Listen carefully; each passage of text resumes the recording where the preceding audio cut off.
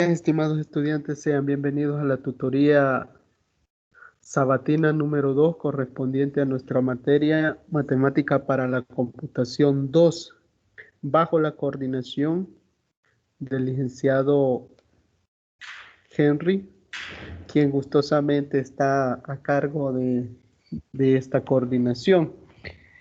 El licenciado Rodríguez Landaverde nos prepara para esta tutoría sabatina eh, la introducción y complementación de la unidad número 2. Estamos hablando de la unidad de conteo. La unidad de conteo está compuesta por 4 contenidos fundamentales, los cuales en esta tutoría vamos a reafirmar aquellos conocimientos que nosotros iniciamos trabajando en la tutoría de repaso del día miércoles a partir de las 8 p.m. Es un gusto siempre acompañarles, recordando los medios de comunicación que tenemos a disposición. En primer lugar, pues nosotros tenemos por ahí el espacio del correo institucional, el cual nosotros gustosamente vamos a atender aquellas consultas que ustedes estén realizando. Caso puntual, pues ya algunos compañeros han escrito y se les ha brindado la atención oportuna. Además de ello, pues recordar que en plataforma tenemos aquellos espacios disponibles como lo son la parte del foro de consultas y el espacio puntual en mensajes instantáneos. Así que de esa manera presentamos la agenda a desarrollar en esta tutoría número 2. Vamos a iniciar, bueno, con la bienvenida, que lastimosamente no se ha incorporado a ningún compañero hasta el momento, pero de igual manera esperamos que se vayan incorporando. El diagnóstico de lectura, que a nosotros nos permite ir determinando también el espacio de su seguimiento en cuanto a la lectura comprensiva que va realizando. De igual manera lo vamos a omitir por el hecho de que no hay nadie presente. El desarrollo de la tutoría como tal, pues a nosotros siempre le realizamos pensando en aquellos vacíos que se encuentran con respecto a la lectura, pero lastimosamente no hay nadie, así que vamos a tratar de realizar una agenda propuesta. Las consultas de igual manera pues resultan esenciales y muy fundamentales en el sentido de que aclaran aquellos puntos específicos donde ustedes tienen un poco más de dificultades. Así que lastimosamente igual vamos a tratar de tomar en cuenta aquellas consultas que se realizaron en la tutoría de repaso entre semanas para fundamentarnos de mejor manera en esta tutoría. Y las conclusiones que vamos a tener en esta tutoría número 2, vamos a observar qué grado de alcance logramos para el desarrollo de esta tutoría.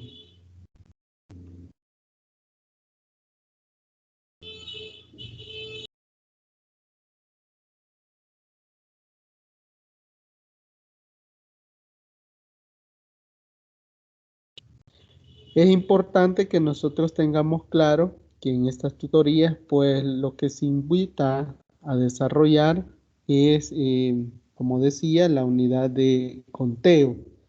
La unidad de conteo, pues a nosotros nos enmarca 4 contenidos fundamentales que son las permutaciones, combinaciones, principios de las casillas o del palomar, los elementos de probabilidad. Y vamos a tocar estos contenidos con la finalidad de reafirmar aquellos elementos que aún estén pendientes en el desarrollo de su lectura.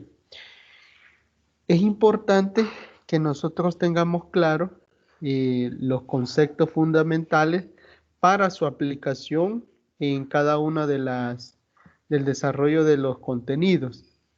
Es por ello que nosotros vamos, a la par de la teoría, vamos a realizar los ejercicios, dando paso a fundamentarnos de mejor manera.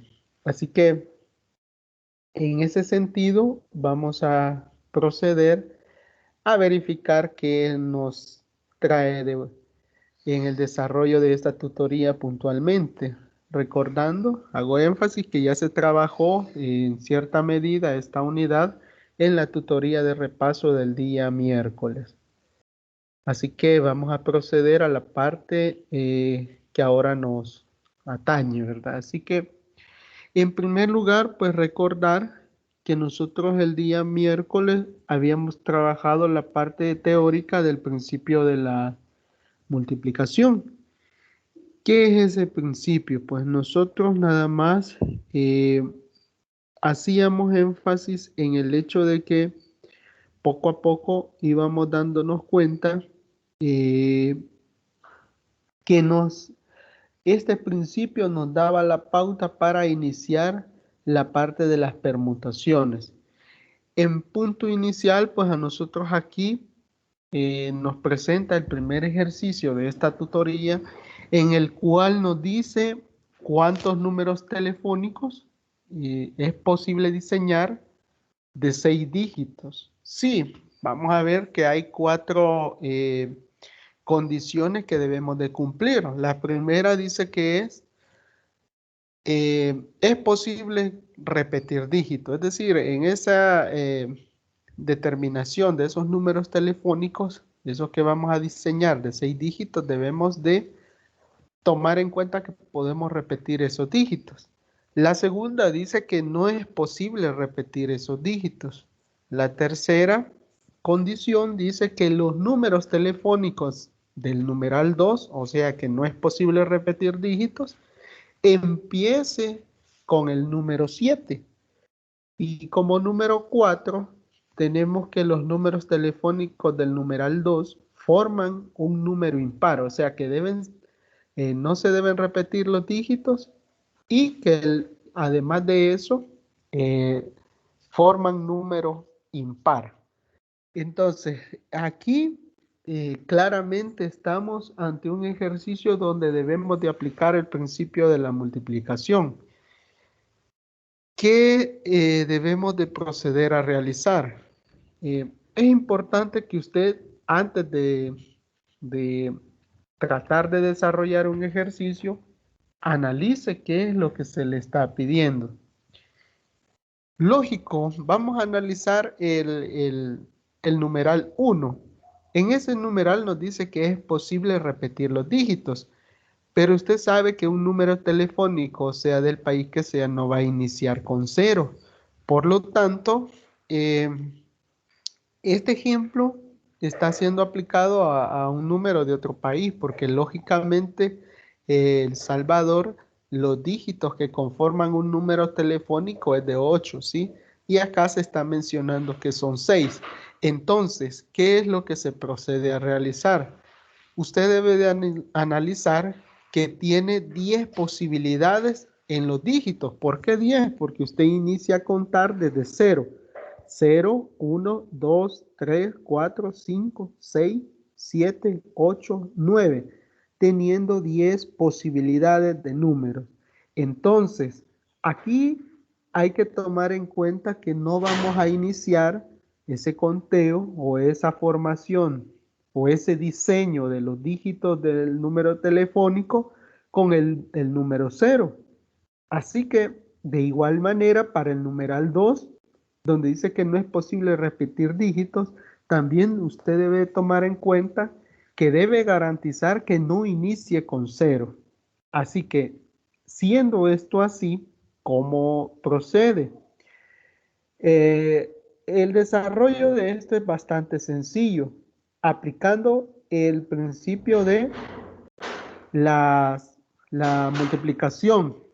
¿Qué significa esto? Vea, cuando usted está hablando del principio de la multiplicación, pues lo único que está haciendo, y hablando de la parte de conteo, nada más es sistematizar el desarrollo o realizar un ejercicio de una forma sistemática y organizada. Entonces, veamos la solución. En el primero a nosotros nos dice que debemos de establecer que el número no inicie con 0, ¿sí? Y que además de eso sí puede repetir algunos de los dígitos, dice. Entonces, ¿cómo es eso? Si nosotros garantizamos que no inicie con 0, estamos hablando que vamos a tomar 9 dígitos para formar el primer elemento de los 6. Por eso es que se coloca acá 9, porque nosotros estamos desechando automáticamente el elemento 0. En el siguiente tendremos 10 elementos disponibles, en el tercero de igual manera 10, en el cuarto 10, en el quinto 10 y en el sexto 10. Como es nada más lo que estamos haciendo es diseñar los números telefónicos de 6 dígitos, lógicamente y sencillamente usted lo que va a hacer es multiplicar esos valores. Usted garantiza que al inicio no le vaya a aparecer en su formación de dígitos el valor 0. Por tanto, tendrían la multiplicación de 9 por 10, por 10, por 10, por 10 y por 10, ¿verdad? Dando como resultado 900,000 números telefónicos, tomando como premisa que no se inicie con 0 y que se puedan repetir los valores. Ahora, en el siguiente numeral, que es el numeral 2, nos decía específicamente que no puede iniciar con 0. Por lo tanto, yo aquí he colocado siempre 9 para garantizar que no se repita o que no inicie con 0 el número telefónico formado por 6 cifras. Ahora, ¿qué sucede? Nos dice que los números telefónicos no se pueden repetir. Entonces, si yo estoy diciendo que no se pueden repetir, voy a iniciar descontando un número telefónico, perdón, un dígito hace esa formación. Tengo yo 9, luego voy a tener otra vez a mi disposición 9 dígitos, 8, 7, 6, 5. Si yo tuviera más elementos, entonces, ¿qué es lo que sucede? Yo tendría que nada más seguir aumentando la cantidad de dígitos, ¿sí? O sea, sería una multiplicación de 9 porque yo automáticamente yo estoy desechando el valor 0. Entonces tengo 9 elementos disponibles. Aquí 9, ¿por qué? Porque ya estoy garantizando que no se vaya a repetir el valor anterior, el dígito anterior. 9 por 9 por 8 por 7 por 6 por 5. Eso es igual a tener 136,080 números telefónicos. Siguiente, digo yo, en este caso, a mí me está diciendo el ejercicio que yo debo de garantizar que los números telefónicos del numeral 2 empiece con el número 7. Ok, si yo digo que va a empezar con el número 7, yo coloco automáticamente el número 1 acá. ¿Por qué? Porque estoy diciendo que el dígito 7, o sea, va a ser 1, va a ser el inamovible del inicio de la formación del número. Luego empiezo a descontar, tomando en cuenta que no se deben de repetir los números. 9, 8, 7, 6, 5, que me daría como resultado 15,120 números telefónicos.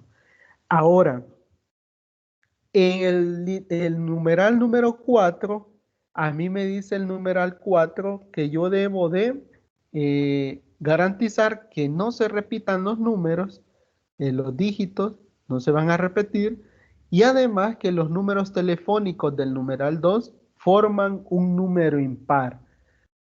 ¿Cómo garantizo eso? Que formen un número impar. Y es sencillo. Vea usted. Vamos a ver. Yo tengo que tener 8 dígitos al inicio o iniciar con 8. ¿Por qué? Uno, que a mí me está diciendo que hago un descuento para que no inicie con 0. Dos, para que el valor que yo tenga ahí vaya iniciando con una cifra referente al valor impar. Por tanto, yo tendría una multiplicación de 8 por 8 por 7 por 6 por 5 por 5, dando un resultado de 67.200 números telefónicos. Entonces, vea cómo estoy garantizando que yo tenga aquí la culminación de un número 5. ¿Por qué? Si yo lo tomo así, debo de observar cuáles son mis números impares. 1, 3, 5, 7, 9. Ahí hay 5 dígitos, por lo tanto yo coloco 5, porque con eso estoy garantizando que termine en forma impar mi número telefónico. Y es de esta manera como nosotros resolvemos este ejercicio en el cual estamos dando la pauta sobre el desarrollo del principio de la multiplicación, cómo es su aplicación dentro de la matemática, de este principio fundamental que es el principio de la multiplicación. De esta forma, así como lo hicimos el día miércoles, nosotros ya estamos avanzando, nos damos cuenta de la parte de cómo es el desarrollo de dicha teoría y ahora cómo es el desarrollo, bueno, igual que la tutoría anterior, de cómo nosotros vamos a desarrollar este tipo de ejercicios. Ahora, vamos a verificar lo siguiente. Nos dice que hay que reconocer qué son las permutaciones. Vea, las permutaciones nosotros decíamos teóricamente que es la variación del orden o la posición de los elementos en un conjunto ordenado o una tupla. Entonces, si yo estoy hablando de un orden, ¿sí? Que ese orden yo lo puedo manipular, ¿sí? Puedo hacer una variación del orden de los elementos o la posición de ellos, siempre teniendo claro que va a ser en un determinado conjunto que previamente está ordenado. Entonces, ¿qué me va a permitir realizar este tipo de trabajo con las permutaciones? La expresión generalizada para poder trabajar las permutaciones es n factorial dividido entre n menos r factorial, donde n es el total de elementos y r resulta ser la cantidad de selección o los elementos que se quieren seleccionar dentro de esa permutación. Así es como nosotros damos la pauta para poder iniciar nuestro trabajo con respecto a las permutaciones. Esto tomando como referencia el principio que hemos trabajado anteriormente, el principio de la multiplicación. ¿Por qué es aplicable acá? ¿O por qué yo estoy diciendo que es la base fundamental mediante la cual se trabajan los otros métodos de conteo? Y es porque, si usted observa, tenemos acá n factorial y por acá una expresión afectada por factorial. Ese factorial nada más es la multiplicación del elemento que tengo por acá dentro de la expresión multiplicado por sus valores anteriores a él. Por ejemplo, digo yo, tengo 3 factorial. Significa que voy a tener la multiplicación de 3 por 2 por 1. Eso es básicamente la aplicación del principio de la multiplicación. Ahora, vamos a dar paso a lo siguiente. Teniendo claro ello, dice que nosotros también debemos de abordar el espacio de las permutaciones con repetición. Llamamos a las permutaciones con repetición de m elementos tomados de A en A, de B en B, de C en C, si hubiera de D en D, así sucesivamente. Cuando en los n elementos existen elementos repetidos, un elemento aparece a veces, otro B veces, otro C veces y así sucesivamente. El número de permutaciones con términos A, B y C que se repiten son tengo por acá la siguiente expresión. La permutación con repetición de m es igual a m dividido entre a factorial, b factorial, c factorial. Entonces, ¿qué está diciendo esto? Aquí me está diciendo sencillamente que yo debo tener claro cuál es mi cantidad total de elementos representado por m. Abajo yo voy a tener todos los elementos que son los que están en juego dentro de ese análisis o dentro de ese problema y lo voy a estar dividiendo. ¿Qué significa que yo lo esté dividiendo? Que voy a colocar el elemento que aparece a veces, b veces, c veces. Por eso es que está justamente en esta expresión determinado de esa manera. No es lo mismo tener una permutación normal donde no se me especifique que va a haber repeticiones a tener uno en el cual nosotros sí debemos de cumplir ese elemento. Es importante que nosotros tengamos claro o que nosotros sepamos reconocer cuando nosotros vamos a tener elementos con repetición o una permutación con repetición o vamos a tener una pequeña permutación sin analizarla con sus respectivas repeticiones, porque los ejercicios a nosotros nos lo establecen. Vamos a ver lo siguiente. Aquí tenemos que aprender haciendo los ejercicios, porque eso es lo importante. Dice que un ejemplo con repetición. ¿De cuántas maneras se pueden permutar las letras de la palabra encuentros? Y además dice que el ejercicio 2, de cuántas formas diferentes podrán sentarse 5 niños alrededor de una mesa circular. Bueno, esto ya lo habíamos trabajado un poco en la tutoría de repaso del día miércoles. Por lo tanto, es un poco sencillo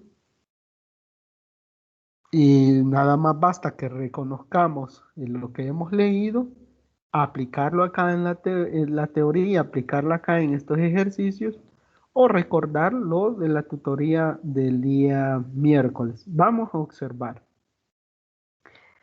Paso número 1 es que nosotros tenemos que analizar qué se nos está pidiendo. En el primer ejemplo a nosotros se nos dice que debemos de permutar la palabra encuentros. Vemos que se repiten algunas palabras, algunas letras. ¿Cuáles letras son? Por ejemplo, sería la E que está en 2 ocasiones y la letra N que está de igual manera en 2 ocasiones. C observamos que una vez, U igual una vez, E igual una vez, E ya dijimos que 2, N 2, T una vez, R una vez, la O una vez, la S de igual manera en una ocasión. Entonces, regresamos y vemos que es importante que tengamos claro qué vamos a aplicar. Ya analizábamos cuál es la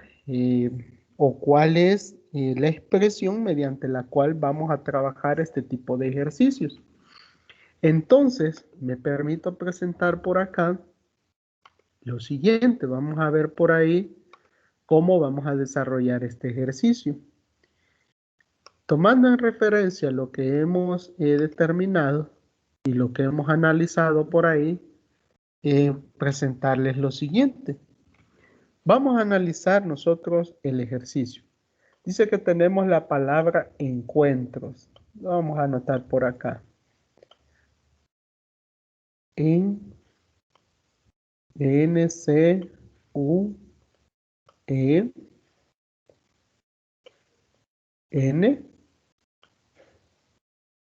la T, tenemos por acá también la R, tenemos la O y tenemos la S. Entonces, analizamos. Dice que quiere que permutemos. Justamente esta letra se repite por acá y esta letra se repite por acá.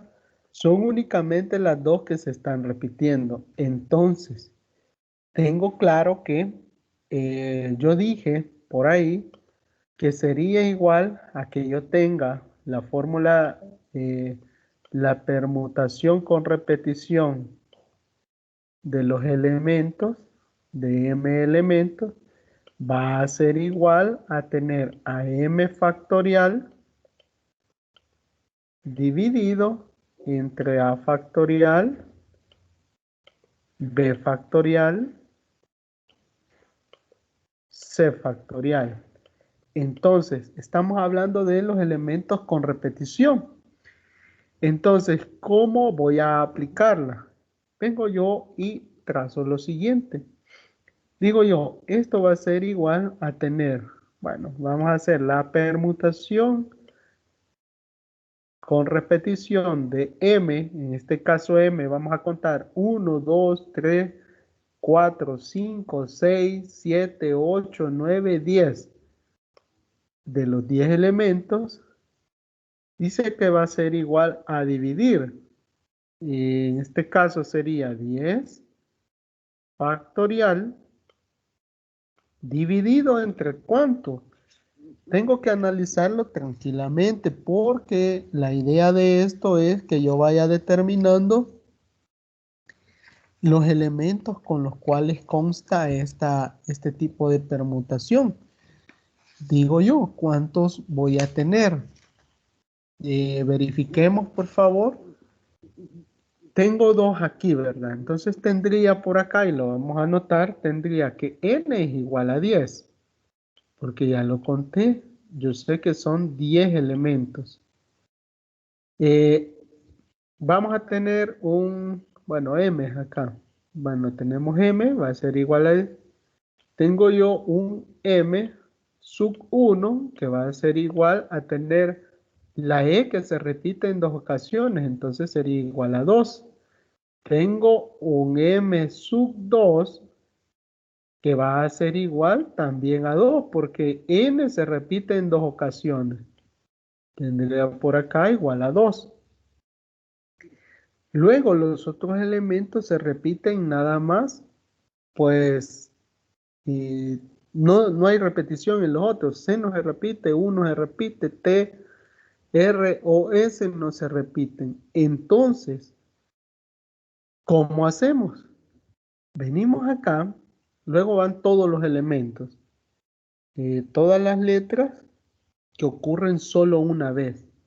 Entonces tendría por acá 2 factorial de ese 2, 2 factorial de 2, y acá yo podría poner factorial de 1, factorial de 1, factorial de 1, es decir, colocar aquí, como ya tengo 4 elementos, tendría que colocar 6 elementos para completar los 10 que tengo por acá estipulados. Pero no hay necesidad de colocar el factorial de 1 porque nosotros que sabemos muy bien que eso nada más es 1. Entonces, la permutación con repetición de 10 elementos va a ser igual a ¿cuánto? En este caso, hacemos la permutación, perdón, el factorial de 10 dividido entre 2 por 1, 2 y 2 por 1, 2, entonces 2 por 2, 4. Entonces tendría aquí un valor de, arriba serían 3.628.000. Bueno, es una gran cifra, 3.628.800. De esta manera, bueno, lo puede verificar ahí en su calculadora y determinar ese valor. Y acá sería 4, ¿verdad? El factorial. Luego procedemos a realizar P, la de la repetición de 10 elementos, donde sería igual a tener en esta división al efectuarla 907.200 formas de permutarlo. ¿Sí? Formas. En este caso, ¿cómo nosotros vamos a saber que está correcto? Pues lo único que usted tiene que asegurar es verificar la cantidad de elementos que se repiten para poder visualizar qué factorial va a tener, ¿sí? Por ejemplo, tenemos 10 elementos, se repiten nada más dos elementos, dos letras, la E y la N en dos ocasiones. Siendo esto, entonces tendríamos que colocar lo siguiente, que esta sería nuestra respuesta oficial, ¿sí? Ahora, ese es con el primer ejercicio. Vamos a regresar a nuestra presentación y vamos a verificar por acá.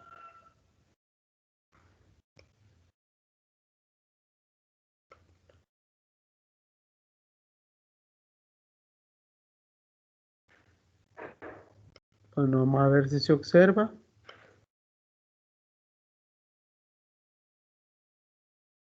Bueno, verificamos que por ahí está. Entonces, ¿qué vamos a hacer ahora? Resulta que nosotros debemos de visualizar el siguiente ejercicio. El ejercicio 2 a nosotros nos plantea que vamos a realizar un análisis con respecto a las permutaciones circulares, porque a nosotros nos dice que vamos a ver de cuántas formas diferentes podemos sentar a 5 niños alrededor de una mesa circular. Entonces ahí nos da la pauta para trabajar con una permutación circular. Para ello, nosotros debemos de denotar lo siguiente. Y es que una permutación circular, pues a nosotros nos determina o nos hace que verifiquemos que vamos a trabajar con con un caso especial de las permutaciones. Eso es lo que nos está diciendo. Con un caso especial de las permutaciones vamos a trabajar. ¿Por qué? Porque nosotros tenemos que tener claro que las permutaciones circulares, pues, siempre aplicándolas a un grupo de elementos. Decimos que si nosotros suponemos un grupo conteniendo n elementos diferentes, un arreglo circular nada más es una permutación con todos los elementos del grupo. Para que cada arreglo sea diferente, uno de los elementos debe mantenerse fijo y los otros pueden cambiar el orden. Entonces decimos que el número de permutaciones en un arreglo circular es definido si n es el número total de elementos. La cantidad de arreglos diferentes va a estar dada por la expresión n-1 factorial. Nada más, si nosotros hacemos eso, podemos fácilmente determinar una expresión circular o una permutación circular. Nos vamos a desplazar nuevamente para desarrollar este ejercicio. Haciendo cuenta y caso de lo que nos dice la teoría, estamos diciendo que o debemos de atender teóricamente lo que se nos menciona. Y es que dice que debemos de mantener un elemento fijo para que los demás puedan ser conocidos o determinados en esa expresión circular o aplicar la fórmula de la expresión de una permutación circular. Dice que nosotros tenemos 5 niños. N sería igual a 5 niños que se van a sentar en una mesa circular. ¿Sí? Entonces tenemos 5 niños. N sería igual a 5. ¿Qué es lo sencillo de esto? Que nosotros vamos a tratar de sentarlos en una mesa circular. Entonces, para esto nosotros aplicamos la fórmula, la permutación circular de n elementos va a ser dada igual a el factor de n menos 1. ¿Por qué menos 1? Porque estamos diciendo que un elemento debe de tener que estar fijo. Entonces, el factorial de esa sustracción a nosotros nos da el siguiente resultado. Y es que tenemos la permutación circular de 5 niños va a ser igual nada más a tener los 5 niños menos 1, que es el que va a estar fijo, y luego obtener el factorial. Eso sería igual a tener 4 factorial. Y el 4 factorial, pues nada más decimos que es 4 por 3, 12. 12 por 2 igual 24. Entonces tendríamos nada más 24 formas de acomodar los niños en una mesa circular. 24 formas. Bueno, teóricamente, pues nosotros debemos de reconocerlo, pero también esquemáticamente nosotros lo podíamos realizar. Y es que si nosotros tenemos un círculo, en ese círculo nosotros podemos colocar esos elementos que estamos mencionando. Supongamos que este es el espacio para un niño, este es el espacio para otro, por aquí tenemos el espacio para otros y por acá, bueno, no quedando tan cerca, ¿verdad? Tenemos 3, 4 y por aquí teníamos un quinto niño. Entonces vamos a borrar algo por acá. Determinando esto, pues ahí tendríamos cada uno de los asientos que ellos utilizarían. La teoría nosotros nos dice que uno debe de quedarse fijo. Entonces yo puedo seleccionar uno que se va a quedar fijo. Sería este. Entonces yo ya no tendría los 5 niños disponibles, sino que yo tendría, aplicando la fórmula, yo nada más tendría 4, ¿sí? Entonces así es como nosotros vamos a determinarlo, que van determinándose la cantidad de niños. Los ejercicios a nosotros nos pueden plantear alguna otra cosa, nos puede decir que son 2 elementos los que no se van a mover, o ahí usted debe de leer tranquilamente cuántos elementos nos plantea. De acuerdo a ello, usted va a aplicar la fórmula que antes le presentaba, que es esta, ¿verdad? Que está por acá, ¿sí? Entonces, teniendo claro esto, yo creo que nada más es una cuestión que usted debe de saber aplicar, ¿sí? Para poder determinarla y llevarla a cabo. Es bastante simple en el sentido que lo más que usted debe de hacer es analizar lo que se le pide. Ya cuando tiene claro qué es lo que se le está solicitando, es muy sencillo nada más aplicarlo dentro de la fórmula. Ahora, vamos a continuar por acá. Me permito trasladarme nuevamente a nuestra presentación y vamos a verificar. A nosotros nos dice, continuando con ello, que debemos de avanzar y verificar algo relacionado a la parte de las combinaciones. Cuando nosotros hablamos de combinaciones, nosotros lo que estamos haciendo es repetir, eh, bueno, en cierta medida, hay arreglos en los cuales nosotros ya no podemos, o la parte de la permutación ya no nos es útil, porque hay otros elementos en juego, tomando en cuenta lo siguiente, y es que, como nosotros muy bien conocemos, en las permutaciones sí interesa la posición de los elementos, ¿sí? Entran todos los elementos en juego y ¿Se repiten los elementos? No, solamente en los casos especiales.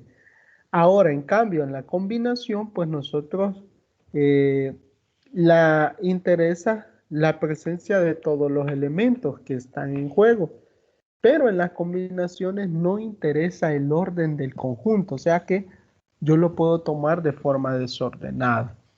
Entonces, veamos lo siguiente. Dice que las combinaciones, el principio de la multiplicación y los métodos de conteo para las permutaciones son aplicados todos a situaciones en las que interesa el orden.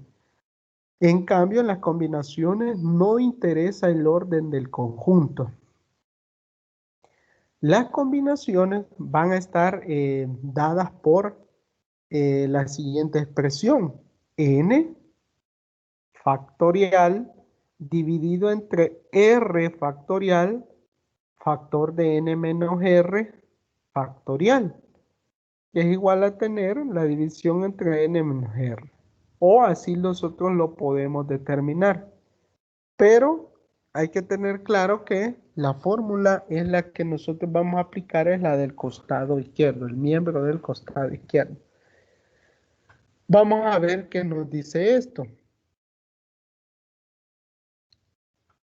Tenemos dos ejemplos por acá de combinaciones.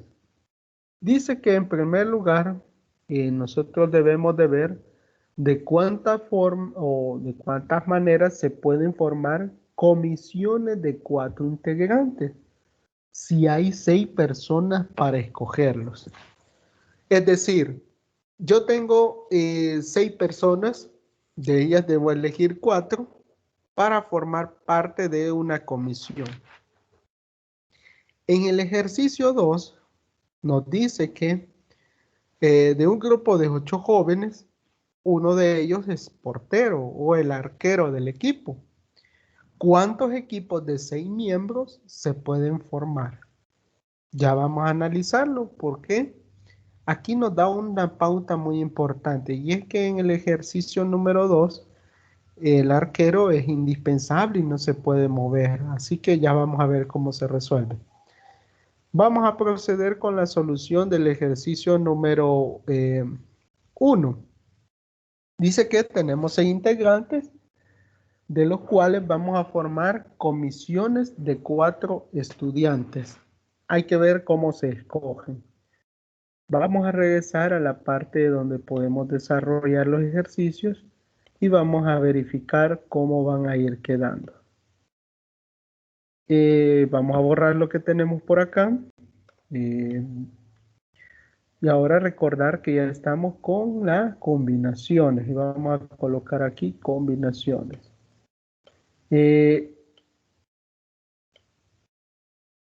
Vamos a ir poco a poco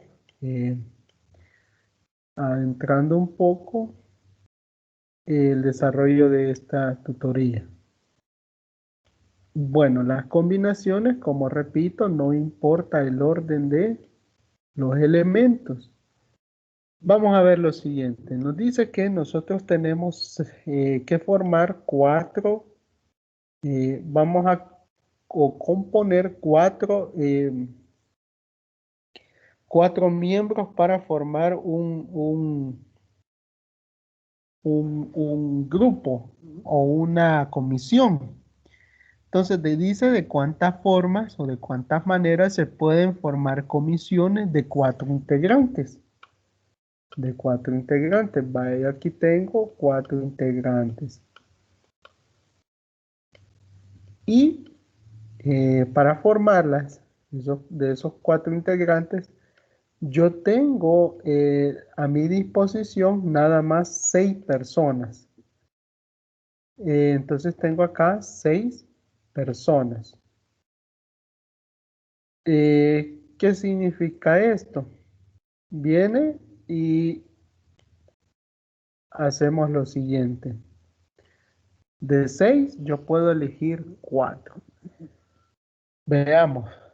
Aplicando la fórmula de la combinación o la expresión general de la combinación, que también puede ser representada de la siguiente manera, y es que yo tengo un n combinado con un R, donde sería igual a tener un n factorial dividido entre un r factorial multiplicado o factor de n menos r factorial. Entonces, teniendo la fórmula general, vengo yo y analizo. ¿Cuál es mi n y cuál es mi r? Para este caso, mi n sería igual a 6, que es el total de mis elementos, y r para mí sería igual a 4. Entonces, nada más basta con agregar los valores que está solicitando la expresión. Digo yo, 6 combinado 4. Eso va a ser igual a tener, trazamos la línea, 6 factorial dividido entre r. ¿Quién es r? Es 4 factorial. 4 factorial multiplicado por la división, la resta de n. Bueno, aquí de una vez lo vamos a colocar. De n, que en este caso sería 6, menos 4. Lo cerramos paréntesis, dividido siempre entre factorial. Esto sería igual, a mí me daría como resultado, nos vamos a venir hacia acá, como resultado tendríamos que, sería igual a tener por acá 6 factorial dividido entre 4 factorial, y aquí nada más nos quedaría 6 menos 2, 6 menos 4, perdón, tendríamos 2 factorial. Entonces, ¿cómo nos queda? El resultado final sería 6 factorial dividido entre 4 factorial. 4 por 3 por 2 por 1 y 2 por 1. Nada más sería 2. Entonces tendríamos acá, si usted lo hace en su calculadora, al final quedaríamos que son nada más 15 formas para poder trabajar este elemento. Entonces usted tiene 15 formas. De esas 15 formas, pues nada más resta que poco a poco vayamos analizándolo y determinemos ese resultado. Espero que bueno, se vaya comprendiendo poco a poco este desarrollo. ¿Qué más podemos determinar? Acá, sin duda, nosotros podemos observar algo muy importante, y es el hecho de saber colocar los valores que a nosotros se nos están dando, reconocer quién es n, reconocer quién es r, tener clara cuál es esa expresión que nos permita realizar las combinaciones. Esta es un ejemplo de combinación bastante sencilla. Bueno, vamos a regresar al otro ejemplo. Vamos a leer qué nos dice el ejemplo número 2. ¿Qué tenemos pendiente, lógicamente? El ejemplo 2 a nosotros nos habla de lo siguiente, y es que hay un grupo de 8 jóvenes. Uno de ellos es arquero. ¿Cuántos equipos de 6 miembros se pueden formar? Bueno, todo lo que nos gusta el fútbol y a los que no les gusta mucho, pues nada más decirles que la posición de arquero, o como también se le llama portero o guardameta, pues es indispensable y no cualquier jugador puede realizar esa actividad. Entonces, el ejercicio plantea que tomemos mayor importancia en la posición del arquero, porque se nos da la pauta, siempre debe estar el arquero en el equipo. No podemos elegir solo defensas, solo centrocampistas o delanteros, sino que debemos de mantener la posición del portero. Ahora, teniendo claro que debe de estar ahí, ¿qué nos dice? A nosotros nos pregunta cuántos equipos de 6 miembros se pueden formar. Si anteriormente ya nos hizo la aclaración que debe estar un portero, significa que nada más podemos elegir 5 elementos más para formar el equipo. Entonces, de los 8 miembros, yo ya tengo un miembro comprometido. ¿Cómo lo vamos a tomar en cuenta o cómo lo voy a analizar? Vamos a observar. Nos desplazamos nuevamente y vamos a verificar cuál es su desarrollo o cómo es que nosotros lo vamos a trabajar. Esto es un poquito nada más de tomar atención en algunos elementos sencillos. Como repito, la posición del portero es indispensable. Por lo tanto, a nosotros nos quedan más y nada menos que 7 posiciones pertinentes para poder trabajar. Entonces digo, eh, como el portero no se le puede tomar en cuenta porque no se puede quitar del equipo, entonces yo tendría que nada más, bueno, vamos a presentar otra forma de cómo colocar las combinaciones. Puedo decir la combinación de los 7 elementos, pero de esos 7 elementos, 6. ¿Por qué solo 7? Porque si son, dice que son 8 jugadores. 8 jugadores. Pero de esos 8 jugadores,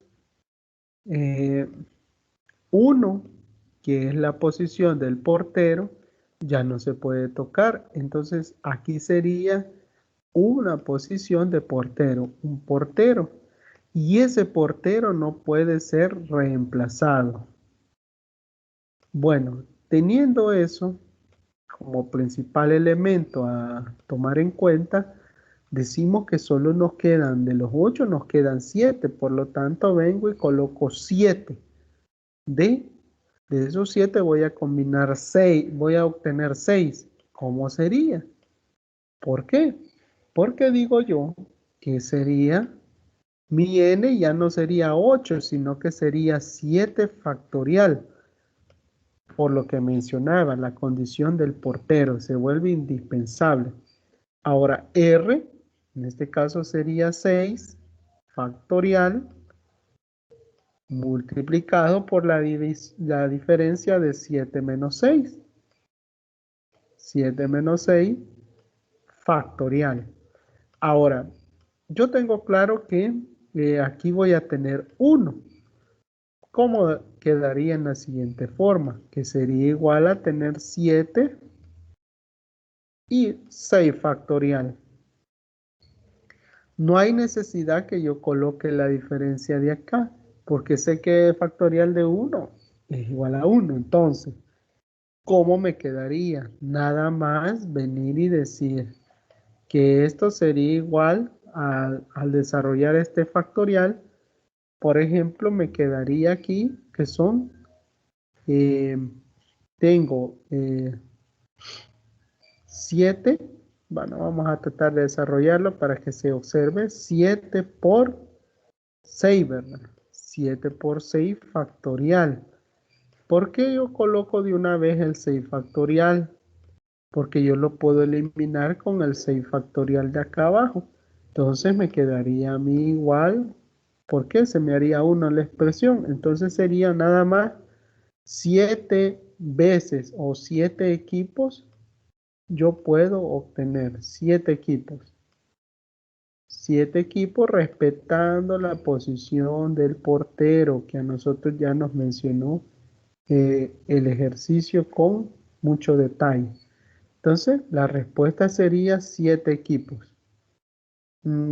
Espero que se vaya dando la oportunidad de analizarlo y que yo me vaya dando a comprender de una mejor manera. Lastimosamente no están por acá para poder realizar las preguntas que sean necesarias en el análisis de este ejercicio.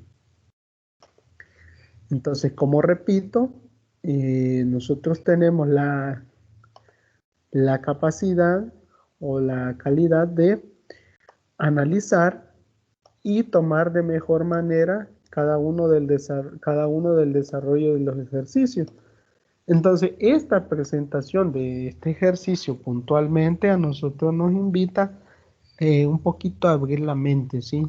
A saber leer, tener lectura comprensiva en el desarrollo de cada uno de los ejercicios, porque estamos aplicando en este caso, y repito, en esta unidad, la unidad de conteo, pues nada más a nosotros lo que nos hace es abrir un poquito la mente para poder trabajar de forma sistematizada y organizada el conteo de los elementos.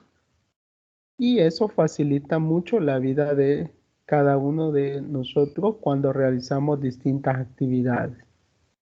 Bueno, vamos a también a analizar en este caso, pues, como que nosotros, si nosotros fuéramos técnicos, imagínese que usted fuera técnico y le están diciendo de cuántas maneras puede presentar un equipo o haciendo las distintas modificaciones, pues usted dice que nada más de 7 formas diferentes, manteniendo siempre su portero, ¿verdad? Sí, son 8 jóvenes que están jugando fútbol. Entonces, pues de esta manera damos paso a lo siguiente. Acá nosotros en la parte de conteos vemos lo siguiente, y es que vamos a analizar por ahí el principio de las casillas. Cuando yo hablo del principio de las casillas, pues esto a nosotros nos da eh, cierta alegría porque es nada más reafirmar algo que se plantea en el teorema número 1, que es denominado principio de las casillas o principio del palomar. También se llama principio de Dirichlet o principio de las cajas. Establece que si n palomas se distribuyen en n palomares y si n es mayor a m, entonces al menos habrá un palomar con más de una paloma. Eh, Cuando nosotros hablamos de ello, nos hace pensar fácilmente en la parte relacionada de este principio. ¿Por qué? Porque nosotros verificamos cuál fue la idea que llevó a cabo o qué fue lo que hizo que este principio sea bastante aplicable. Es que resulta que en algún momento, allá en el año de 1834, ¿sí? Se inició este principio de las casillas o cajones, que también es importante que no se vaya a confundir, ¿sí? Con el principio sobre las funciones armónicas, que también es de este mismo autor. Eso da paso a que nosotros vayamos verificando cómo es el uso y las aplicaciones que se tienen.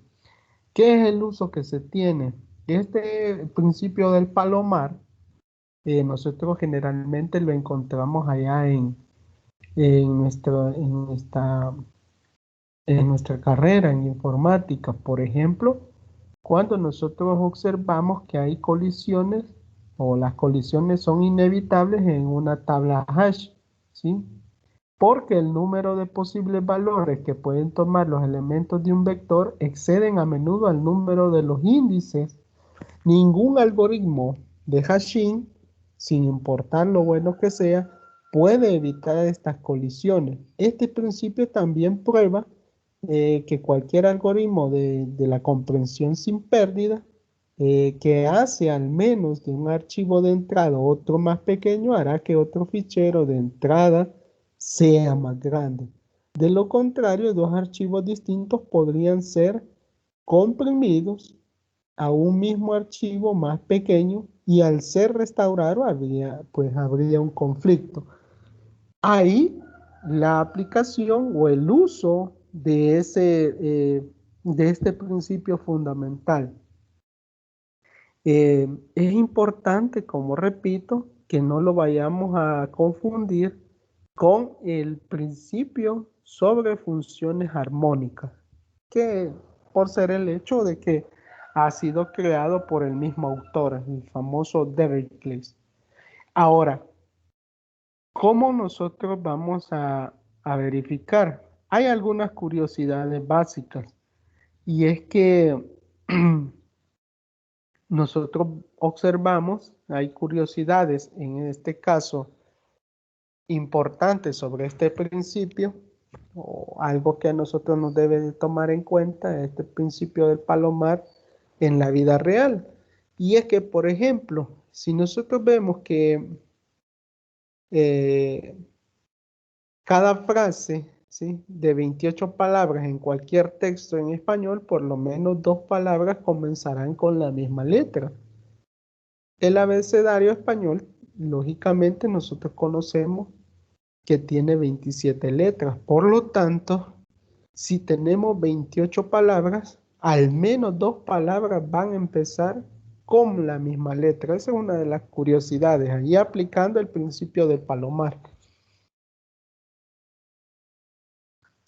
Como mínimo 2 personas que lean, por ejemplo, algún artículo, ¿sí?, cumplen el año, cumplen año el mismo día. ¿Por qué? Porque hay 366 posibles cumpleaños, incluyendo el 29 de febrero, cuando es bisiesto. Y en este caso, pues, un elemento como una lectura digital tiene por lo menos más de 367 lectores. Por lo tanto, 2 pueden haber nacido el mismo día. Algo muy importante. Decimos que si escogemos 5 cartas de una baraja francesa estándar de 52 cartas, al menos 2 serán del mismo mazo o mismo palo. Una baraja tiene 4 mazos o 4 palos. Cada una de las 5 cartas pueden pertenecer a uno de los 4 palos, pero por el principio del palomar, 2 o más deben pertenecer al mismo palo. Eh, Así sucesivamente hay una serie de elementos que nosotros podemos enmarcar como curiosidades. Por ejemplo, eh, si imagínense que está tratando de cubrir un tablero de ajedrez con piezas de dominó, cada una de las que cubre exactamente 2 cuadrados. Si quitamos 2 esquinas diagonalmente opuestas, será imposible cubrir el tablero de ajedrez. Entonces esas son formas, pues, o cosas extrañas que pueden suceder o que nos dan la pauta que son aplicables con este principio del palomar o curiosidades básicas, ¿verdad? Ahora debemos de hacer un pequeño ejemplo en el cual nosotros analicemos este principio. ¿Qué ejemplo básico podemos realizar? Y es que vamos a verificar por acá. Tenemos claro teóricamente qué es este principio. Y nos dice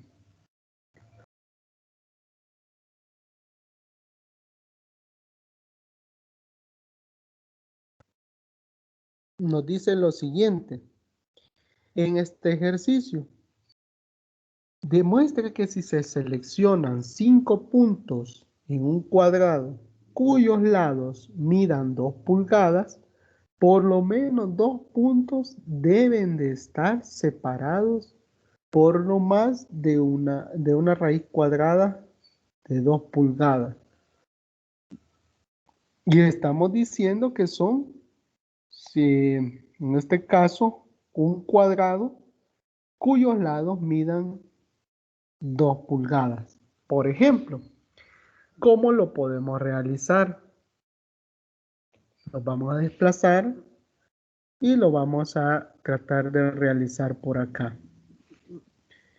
Vamos a borrar lo que tenemos colocado por aquí de la parte de las combinaciones y ahora vamos a trabajar con el principio del palomar. Vamos a ver.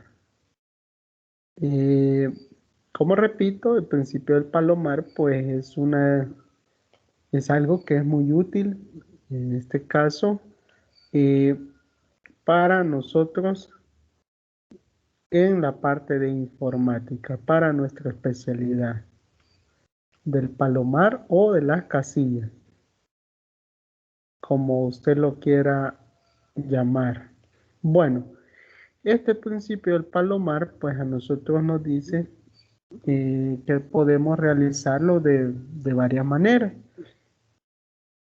Vamos a tratar de darle lectura a lo que dice, y es que nosotros debemos de tener claro que se nos está diciendo que debemos de reconocer mediante el principio de las casillas o del palomar, o debemos de demostrar que si se selecciona 5 puntos dentro de un cuadrado, cuyos lados midan 2 pulgadas, entonces al menos 2 puntos deben estar separados por no más de una raíz cuadrada de 2 pulgadas. Veamos, supongamos que esta línea tiene 2 unidades, que esta otra línea de igual manera tiene 2 unidades y que esta otra línea también tiene 2 unidades de longitud y por lo tanto la siguiente también tiene 2 unidades. Nos hace mención que nosotros debemos de reconocer que hay 4 puntos. Supongamos que son estos puntos que estoy mencionando por acá. Tenemos los 4 puntos, tenemos los 4 puntos. Nos dice que nosotros vamos a tener, el ejercicio nos dice que si seleccionamos 4 puntos, ¿sí? En el cuadrado, que midan por lo menos, en este caso, va a haber 2 puntos que deben estar separados por no más de 2 pulgadas y media, la raíz cuadrada de 2 pulgadas. Si yo coloco un punto por acá, ¿sí? Lógicamente va a tener menos de las 2 unidades, ¿sí? Menos de 2 unidades. Entonces, eso que está sucediendo es el principio del palomar, porque este sí respeta ese espacio, respeta el espacio que debe de haber, lo respeta, pero aquí en el quinto nosotros vemos que ya no, porque nosotros tenemos nada más una distancia más pequeña o más corta, es mínima. Entonces, ahí es donde cabe resaltar que el principio del palomar efectivamente nos dice que si n es menor a m, lógicamente va a haber un lugar donde no va a haber nada más que tener 2 espacios dentro de ellos. Nosotros lo podemos realizar o lo podemos verificar con otro ejemplo. Vamos a ver por ahí. Si nosotros suponemos, vamos a borrar esto. Si nosotros suponemos que tenemos 5 puntos, vamos a imaginar, nosotros tenemos 5 puntos.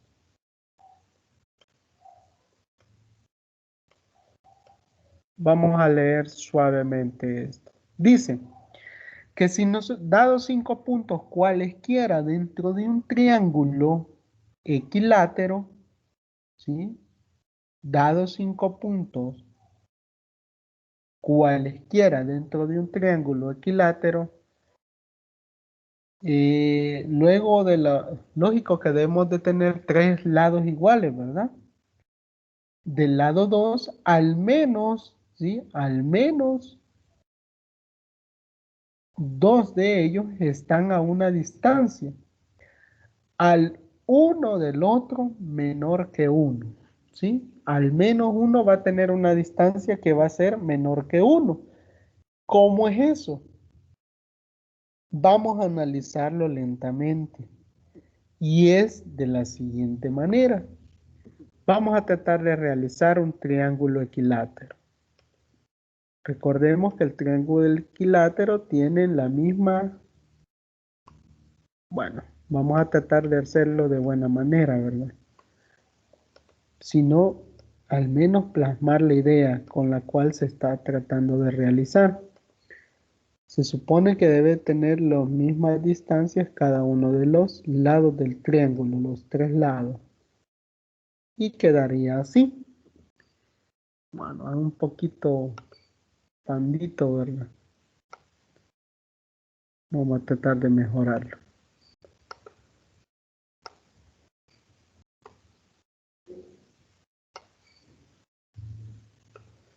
Bueno, se supone que ahí está el triángulo. ¿Y qué es equilátero? Entonces nosotros decimos y trazamos lo siguiente. Si tenemos acá este triángulo, va a haber un espacio en el cual este espacio donde está la parte de color azul, que lo vamos a trazar de color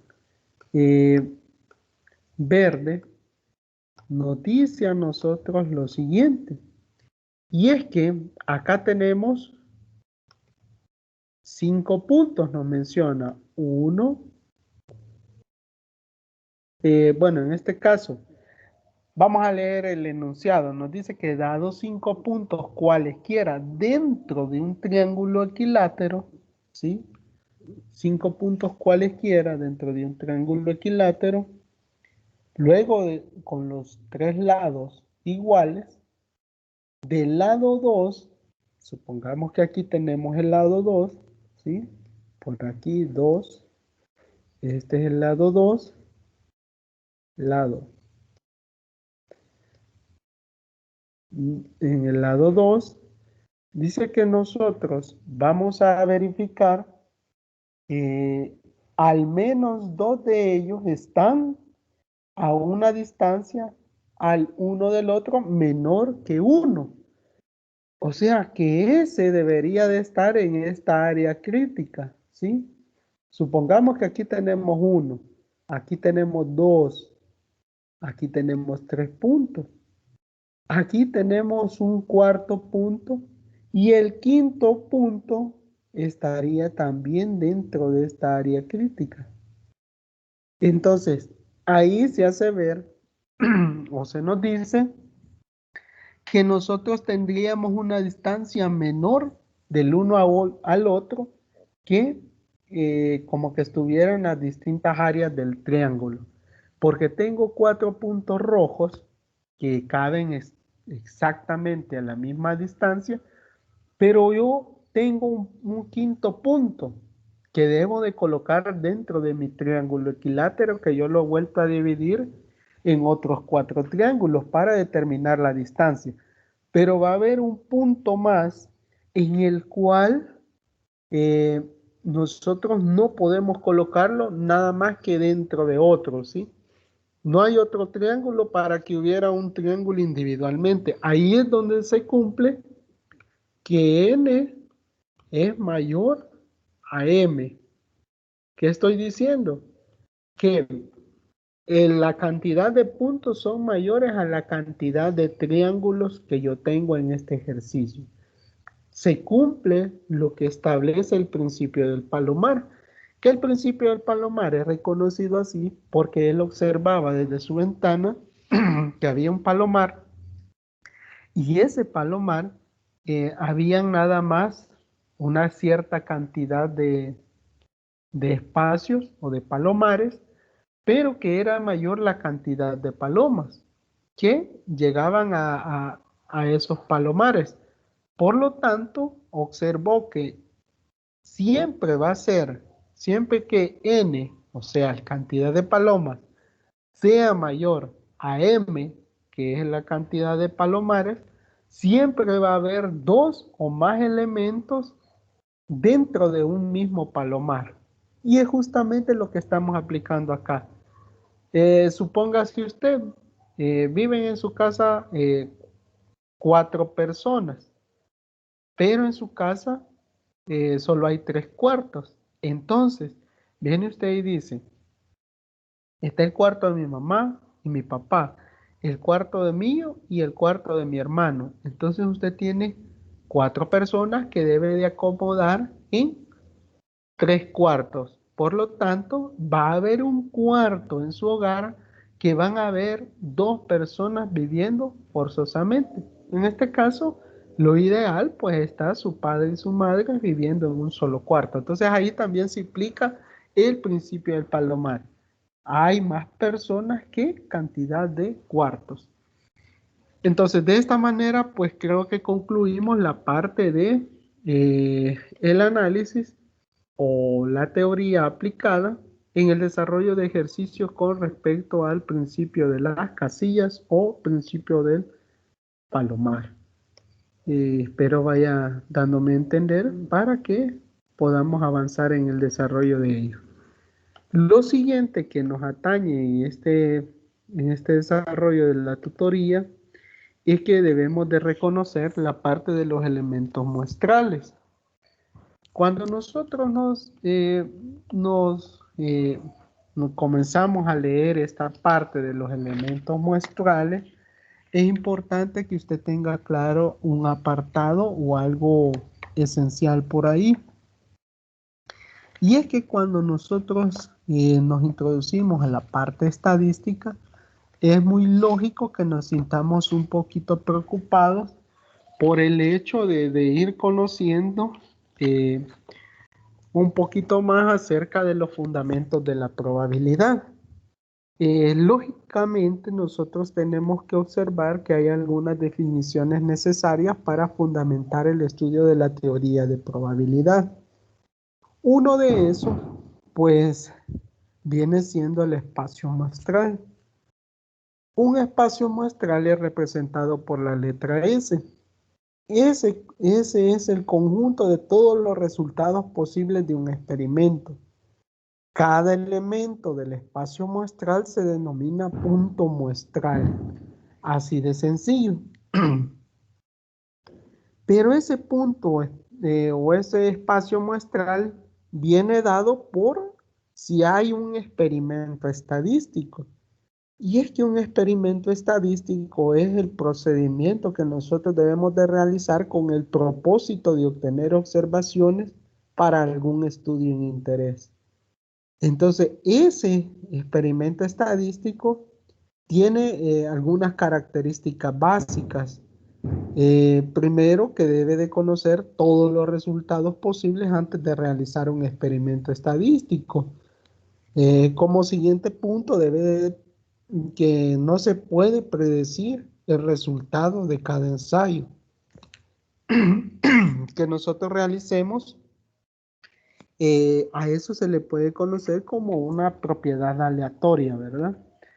Además, nosotros no debemos de poder reproducir o repetir el experimento en condiciones similares.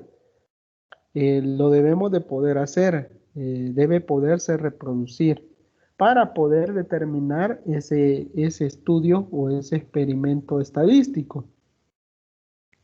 Además, nosotros podemos o se puede establecer un patrón predecible a lo largo de muchas ejecuciones que hagamos del experimento.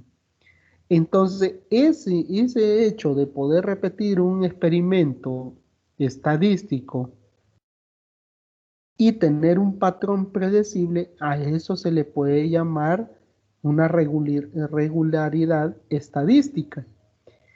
Por ejemplo, ¿qué elementos podemos tener con ese patrón en el cual apliquemos el experimento estadístico? Eso pueden ser lanzar un dardo y observar los resultados obtenidos, medir la altura de una persona, observar el tipo de defecto de un artículo producido por alguna fábrica. Por ejemplo, usted analiza eh, la elaboración hoy que está de moda, el uso de las mascarillas. ¿Qué mascarillas, qué cantidad de mascarillas en una caja pueden salir defectuosas? Eso a nosotros nos da una pauta. Entonces, el espacio muestral es nada más analizar ese experimento estadístico y observar el conjunto de todos esos resultados posibles de ese experimento estadístico. Y cada uno de esos resultados que tengamos se le va a llamar punto muestral. Teóricamente eso es realizar un análisis y recoger los datos de ese experimento estadístico. Veamos, nosotros debemos de aclarar que el espacio muestral pueden ser de dos tipos o analizados en dos tipos de variables. En primer lugar, pues nosotros debemos de reconocer que según la naturaleza del experimento, los puntos muestrales pueden ser discretos o continuos, ¿sí? Eso lo garantiza la naturaleza del experimento. Entonces, el espacio muestral, ¿sí? Ese es discreto si sus elementos pueden ponerse en correspondencia con los números naturales. Es decir, el espacio muestral puede ser finito o infinito. Luego tenemos el otro que por su naturaleza del experimento se denomina como espacio muestral continuo. Si los resultados corresponden a algún intervalo de los números reales, el espacio muestral es infinito por definición, ¿sí? ¿Qué vamos a determinar? Vamos a ver. Para que esto se vaya comprendiendo es de ver como ejemplo, ¿verdad? Si yo digo lanzar un dado y observar el resultado, ese es mi experimento. Lanzar un dado y observar el resultado. ¿Cuál sería mi espacio muestral si yo lo analizo? ¿Cuál sería mi espacio muestral? Tomando en cuenta el análisis de que un dado tiene 6 caras y sus opciones son obtener el 1, el 2, el 3, el 4 y el 5. Ese sería mi espacio muestral. Y la propiedad de mi espacio muestral sería discreto y es finito. ¿Por qué discreto? Porque dijimos que todos sus elementos pueden ponerse en correspondencia con los números naturales. Y es lógico, yo obtengo solo valores 1, 2, 3, 4, 5 y 6. Es finito porque nada más yo sé dónde inicia y dónde finaliza. Luego, si analizamos otro experimento, elegir al azar 2 artículos de un lote y observar la cantidad de artículos defectuosos. ¿Cuál sería mi espacio muestral? ¿Sí? Si elegimos 2 artículos de un lote y observamos la cantidad de elementos defectuosos, ¿cuáles son? Vamos a observar, el espacio muestral sería, en este caso sería 0, 1 y 2. ¿Sí? Porque yo estoy analizando 2 artículos. ¿Por qué 0? Porque puede ser que haya 0 elementos defectuosos, que haya un elemento defectuoso y como tercera opción de mi espacio muestral que sean los 2 elementos de los artículos dañados.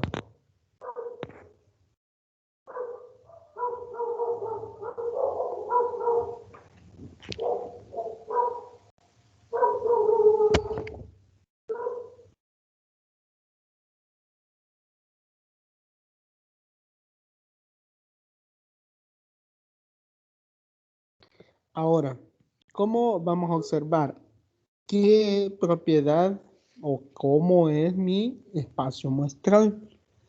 En este caso puede ser discreto y también es finito porque estoy de 0, 1, 2. ¿Sí? Nada más esas opciones puedo obtener. Si hago otro ejemplo, digo yo lanzar un dado y contar la cantidad de intentos hasta obtener el resultado 6. Supongámonos, yo tengo un dado y lo voy a lanzar las veces que sean necesarias hasta que el resultado caiga en la cara 6. Bueno, ¿cuál sería mi espacio muestral? Ese sería indefinido porque yo no sé realmente hasta qué cantidad de veces debo de lanzarlo para tener el número 6 como resultado. Puede ser que lo lance una vez, lo lance 2 veces, lo lance 3 veces, lo lance 4 veces y obtenga el 6. O puede ser mayor cantidad de ocasiones. Por lo tanto, ese espacio muestral puede reconsiderarse ese experimento como un experimento discreto e infinito, porque puede ser que a la primera yo lo lance y tenga la respuesta 6, o puede ser que pase 100 veces lanzando el dado y nunca caiga 6 hasta la vez número 100. Entonces no lo sabemos, por lo tanto es un espacio discreto y a la vez es infinito. Por ejemplo, digo yo, medir el peso en gramos de un artículo elegido al azar. Ese es mi experimento. El experimento estadístico. Medir el peso en gramos de un artículo elegido al azar. Podría ser una caja con mascarillas, podría ser alcohol gel, podría ser eh, cualquier otro artículo que usted considere o que tenga a la mano. Entonces, el espacio muestral sería S igual a cualquier X tal que ese X sea mayor de 0 y que ese X pertenezca a los reales, ¿sí? ¿Cómo sería eso? Pues nada más estoy dando una pauta con respecto a la descripción de un conjunto o de un espacio muestral, pero lo estoy haciendo por comprensión, ¿verdad? Digo, es igual X tal que ese X pertenezca a 0, sea mayor a 0 y pertenezca a ese X a los reales. Por lo tanto, la propiedad es continua, infinito por definición, ¿verdad? Así, nosotros nos damos cuenta cómo vamos a ir trabajando la parte de los espacios muestrales. Vamos a continuar por acá. Y es que lo siguiente que vamos a tratar de denotar es qué es un evento. Nosotros podemos determinar que es algún subconjunto, ¿sí? Es algún subconjunto del espacio muestral S. Se usan letras mayúsculas para denotar los eventos. Entonces, ¿cómo nosotros podemos analizarlo? Si decimos, el experimento es lanzar un dado y observar el resultado. El espacio muestral sería S igual 1, 2, 3, 4, 5, 6, que son las 6 posibilidades de obtener un valor. Entonces, el evento de interés A sería, el resultado es un número par. Ese sería el evento. Si yo defino que aparte de lanzarlo, yo determino que el resultado debe ser un número par. Por ejemplo, sería A igual 2, 4, 6. Estoy diciendo que tengo un evento que puede ser del resultado del espacio muestral 1, 2, 3, 4, 5, 6. El subconjunto o el evento sería 2, 4, 6. Ahora, si a mí me dijeran, mire, el evento va a ser los números impares. ¿Cuáles son los impares de los números del 1 al 6? Tendría 1, 3 y 5. Ese sería nuevamente mi evento. Entonces, hay tipos de eventos. Puedo reconocer yo que está el evento nulo, que no contiene ningún resultado. Hay un evento que se llama simple, que contiene un solo resultado. Y hay eventos excluyentes, que son eventos que no contienen resultados comunes. Entonces, de esta manera, pues nosotros vamos observando, ya analizamos que era en este caso, que es un experimento estadístico, que es un espacio muestral, los tipos de espacios muestrales, y ahora los eventos, perdón, con respecto a los cuales se desarrollen tomando en cuenta que son un subconjunto del espacio muestral S. ¿Qué más podemos denotar por acá? Vamos a continuar de una manera sencilla, poco a poco vamos avanzando. Dice lo siguiente,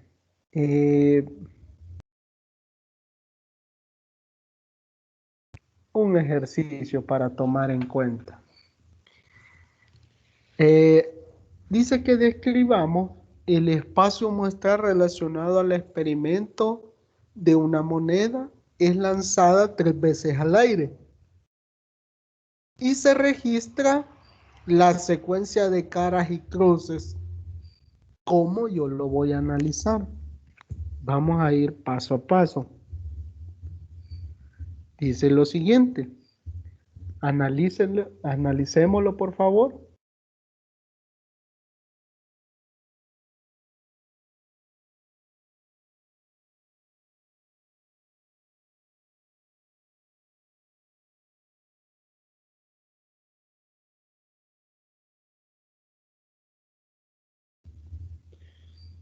Al ver acá, no, lo más importante que usted debe tomar en cuenta es que nosotros se nos pide describir el espacio muestral. ¿Qué significa describir un espacio muestral? Significa tratar de reconocer o puntualizar todos aquellos elementos que van a formar parte dentro de ese espacio muestral, relacionado al experimento de una moneda lanzada 3 veces al aire. Y debemos de registrar las posibles secuencias de cara y cruz. Entonces, ¿cómo lo voy a analizar? Nos vamos a desplazar al otro para poder desarrollarlo.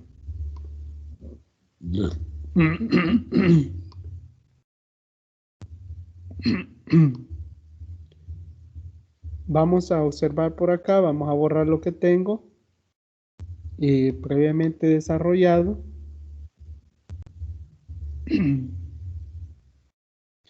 Y vamos a observar lo siguiente.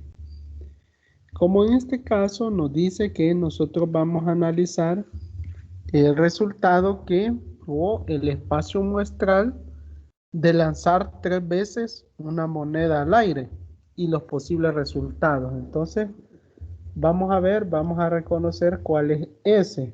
S es igual a ¿qué? De lanzar 3 veces una moneda. Eso es lo que nos está pidiendo, que lancemos en 3 ocasiones una moneda.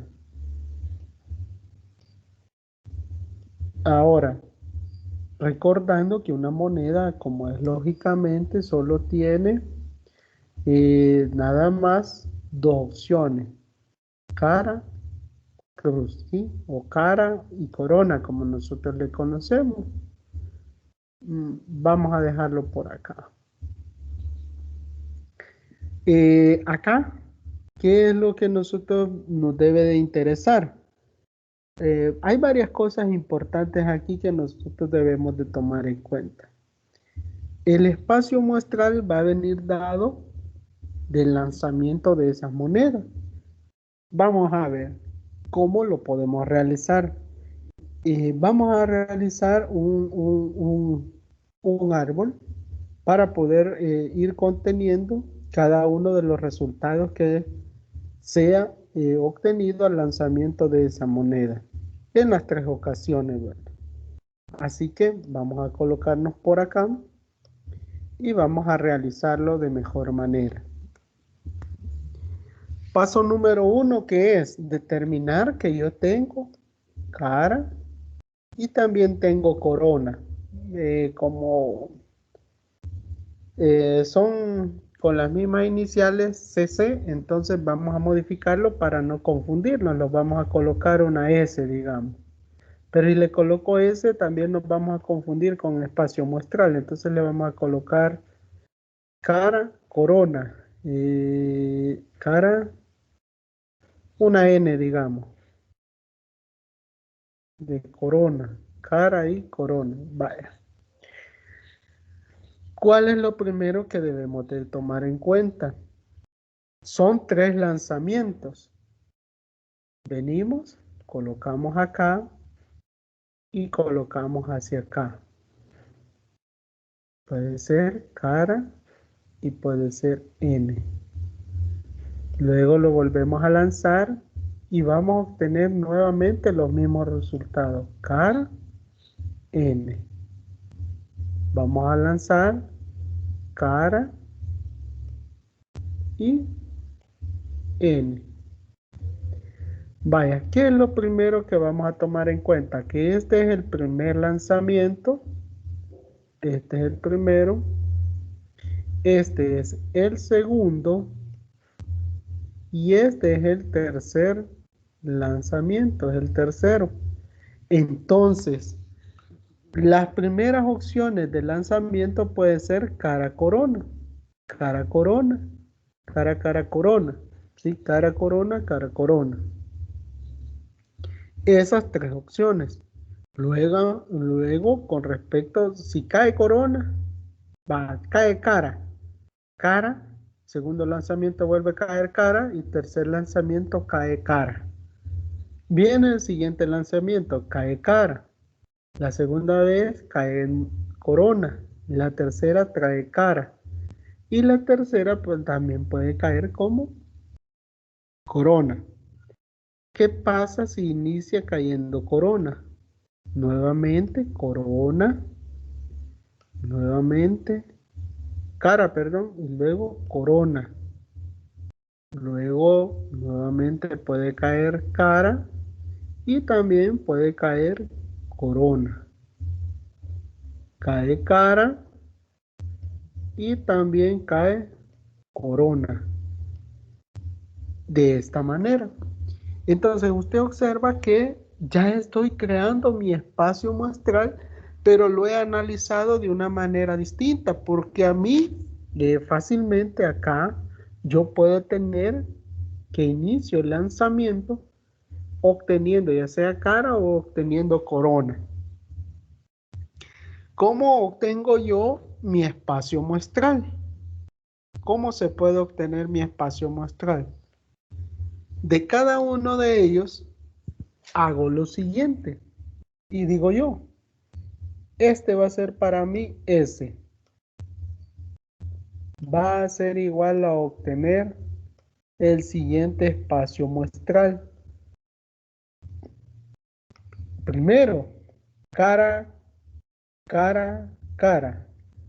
Tengo C, C, C de mi primer lanzamiento. Los 3 lanzamientos fueron cara, cara, cara. Imagínense que usted está jugando y lanza la moneda. La primera vez cara, lanza la segunda vez cara y la tercera vez cara nuevamente. Continuamos. Para la siguiente vez puede ser que mi lanzamiento sea el primero cara y el segundo yo obtenga aquí corona. Cara nuevamente, perdón, cara y de cara, cara y al final el tercero sea corona. Vamos por el tercero. Cara, corona, cara. Cara, corona, cara. Vamos por el cuarto lanzamiento. Cae cara, corona, corona. Cara, corona, corona. Nos vamos a desplazar acá abajo. Ahora vemos.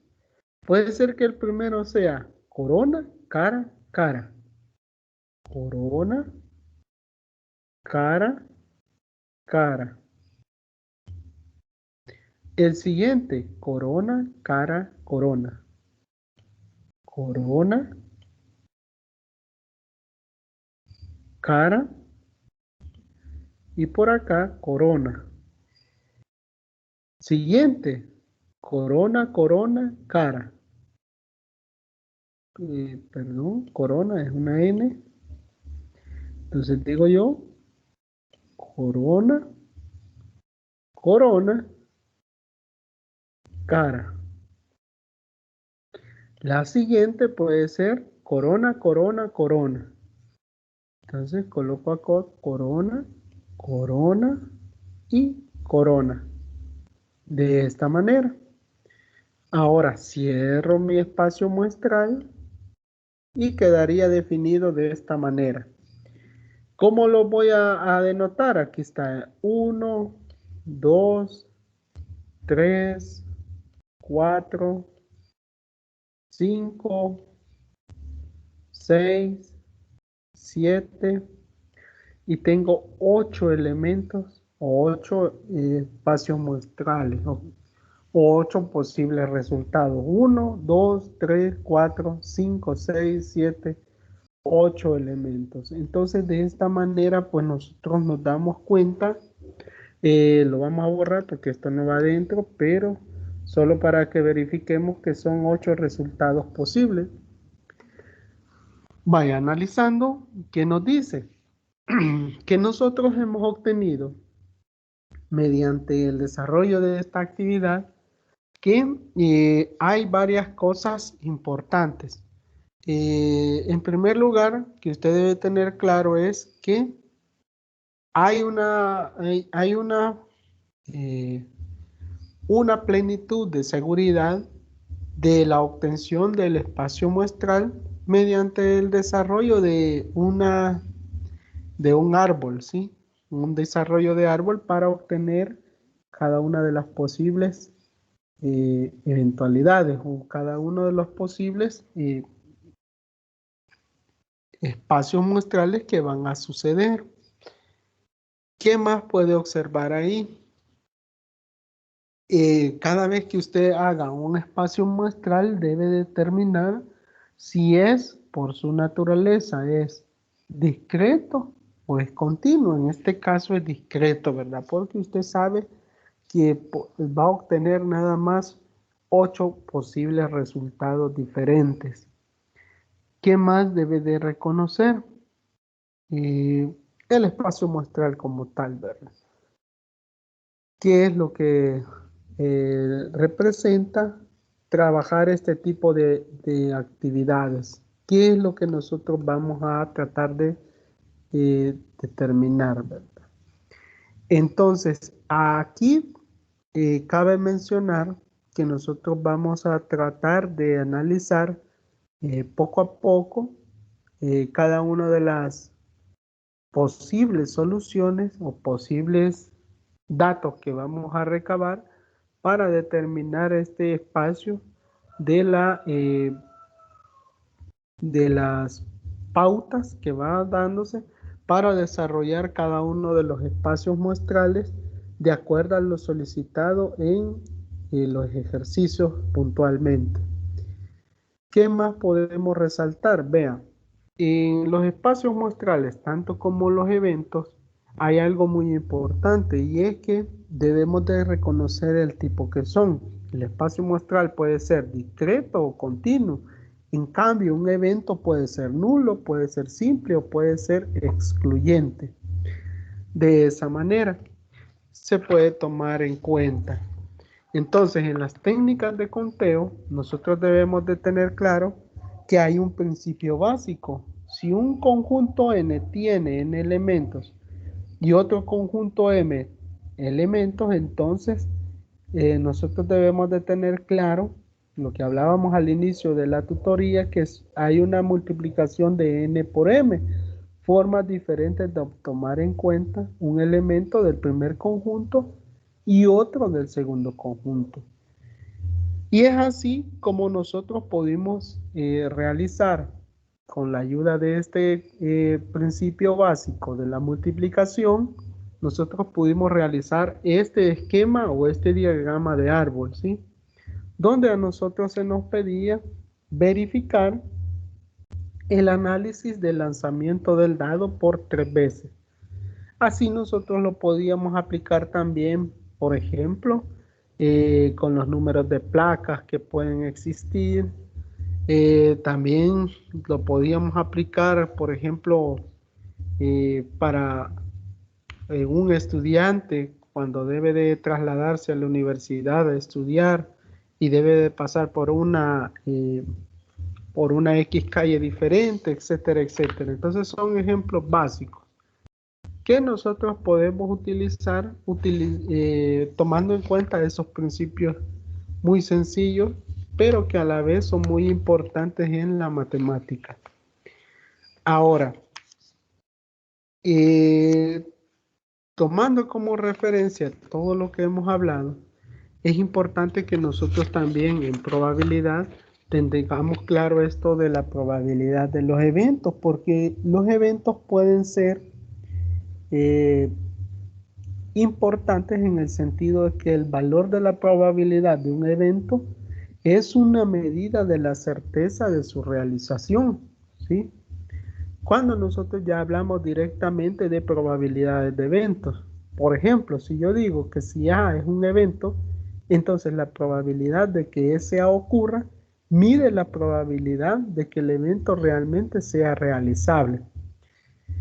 Nosotros podemos tratar esto de alguna manera, por decir algo, la probabilidad de A puede ser 0, la probabilidad de A también puede ser 1, o la probabilidad de que ocurra ese evento A puede ser 1/2 o 0.5.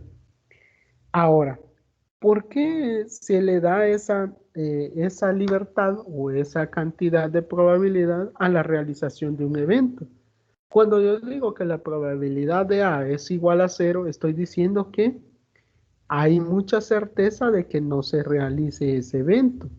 Cuando yo digo que la probabilidad de A es igual a 1, la certeza de que ocurra es inminente, es decir, que sí se realizará.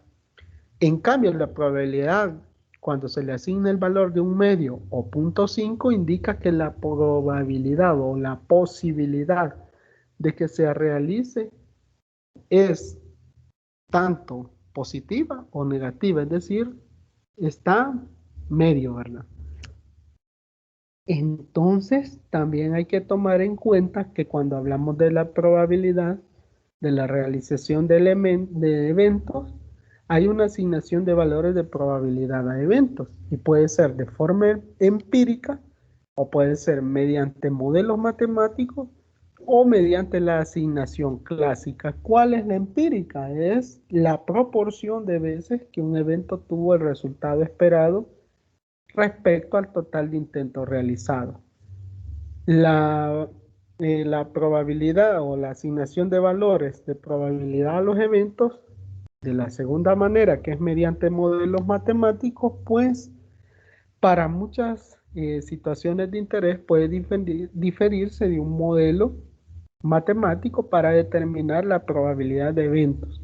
Algunos modelos estudiados, por ejemplo acá, ¿verdad? En nuestras variables discretas como continuas.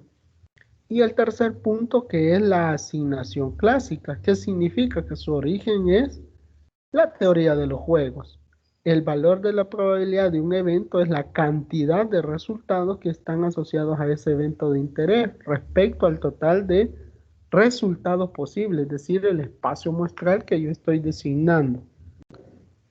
Así que de esa manera nosotros reconocemos la importancia de fundamentarnos en la teoría de probabilidad y cómo nosotros vamos a dar la pauta en el desarrollo de ejercicios relacionados. Ahora, vamos a continuar.